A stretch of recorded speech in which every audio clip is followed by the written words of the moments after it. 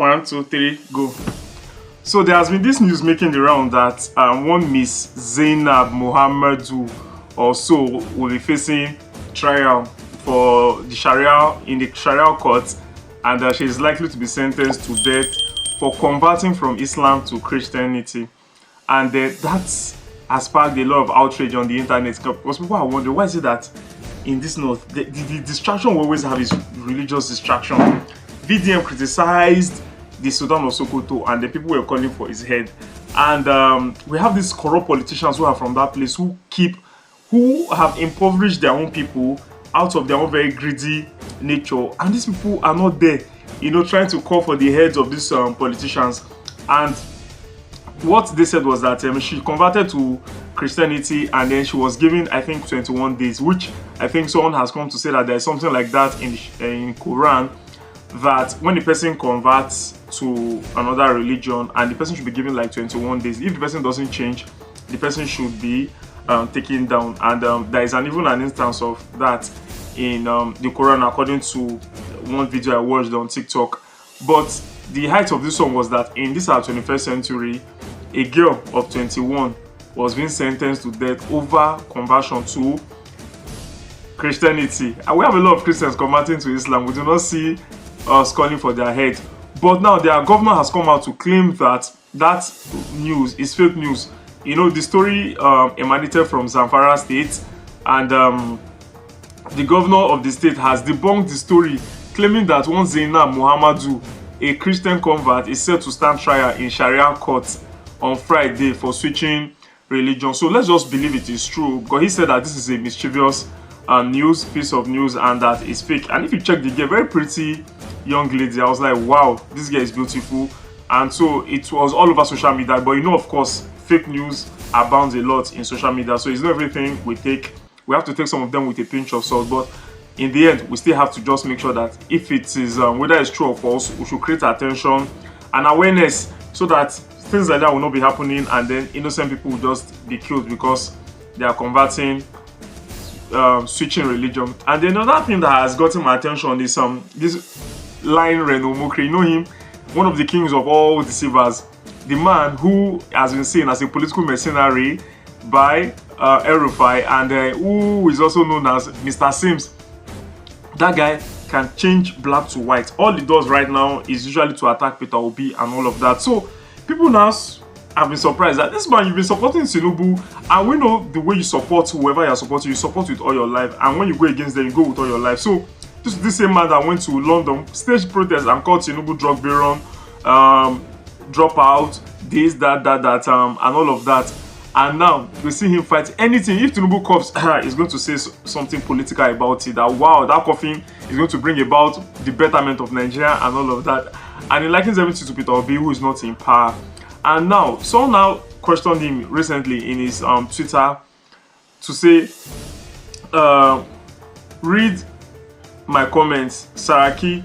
So he said, read my comments. Why are you not criticizing Atiku's statement on Tinubu? Because Atiku keeps attacking Tinubu, just like Peter Obi keeps attacking Tinubu. But these attacks are well grounded. They are on policy matters, and they are issues, not just distraction. So he now said that the way he usually wants to write like a gentleman, meanwhile he's a crooked anywhere belle-faced politician. He said, thank you for your feedback. I will not criticize Waziri Atiku Abubakar because I have benefited immensely from him, and I am not ashamed to say so publicly. I believe that it is wrong for a man to turn around and attack the person who has once shown genuine love. That's where I'll stop reading it. But this just shows that this man is a big hypocrite. Number one, the fact that you've benefited from somebody, does that mean that you should not be able to criticize the person does wrong? So it means that if Atiku should become president now, whatever Atiku does will be fine by this man, just like Tinubu. So that means that a person whom you benefited from should never be criticized. If it is so, it means that what this man is saying, that if a person becomes a president and the person is doing wrong, his followers should follow the person blindly. This kind of person, that whatever he says, you should take it with a pinch of salt, because there's no integrity in him at all. So this man should not be taken seriously. Is Mr. Sims, who lies like he lies more than even the devil. So long as you are going to give him money. And then there's another thing making the rounds on the internet that the three senators in Osun State have supported Tinubu. They say all PDP senators from Osun State have officially declared their support for President Bola Tinubu as their only presidential candidate for 2027 general elections. One of the reasons they usually do this is because they are scared that if they do not do that, Tinubu will definitely rig an election against them because everybody will now vote. So they followed Wike's template that okay, we'll support our party man for the gubernatorial, but for the president and for the Senate, which is representative ourselves, but for the presidency, let's give it to Tinubu. So they will be in the good books of Tinubu. That's how many people are supporting Tinubu because they know that EFCC will now come after them or they will rig them out of power. And this is now Nigeria is now becoming a totalitarian state. The way our revered pastor Bakare has said that Nigeria is becoming a totalitarian state under Tinubu. And so, but they said in a communique issued yesterday in Abuja, Senators Kamarudin, Larry or Yewumi, PDP, Olubiyi, Fadeyi, Ogunlana, PDP, and the rest. I don't even care to know their full names.